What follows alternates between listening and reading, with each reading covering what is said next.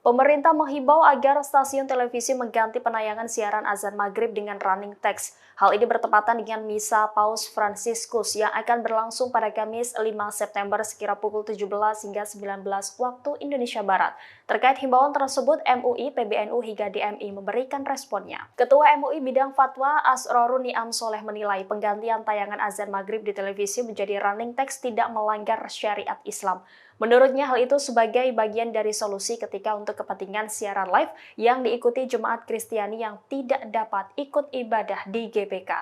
Terlebih kata Niam tidak ada isu meniadakan azan maghrib.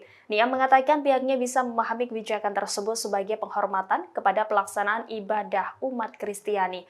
Hal senada juga disampaikan Ketua MUI Bidang Dakwah dan Ukhuwah Kiai Haji Khalil Nafis. Disebutnya azan di TV bersifat rekaman elektronik. Oleh karena itu umat Islam tidak perlu gelisah dan tidak perlu timbul salah paham. Sementara itu Ketua Pengurus Besar Nahdlatul Ulama Ulil Absar Abdallah mendukung kebijakan tersebut. Hal ini sejalan dengan pernyataan Menteri Agama Yakut Khalil Qomas yang menegaskan bahwa Kementerian Agama bukan saja milik umat Islam, tetapi juga seluruh agama. Di sisi lain, Ketua Umum Dewan Masjid Indonesia atau DMI Yusuf Kala memberikan solusi terbaik sebagai respon kebijakan tersebut.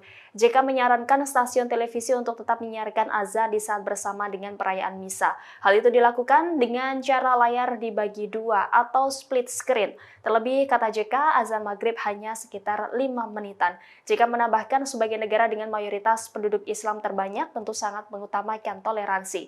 Dengan adanya seruan panggilan azan umat Islam yang bersamaan dengan perayaan misa umat Katolik yang bersamaan, kata JK, justru jangan dihilangkan.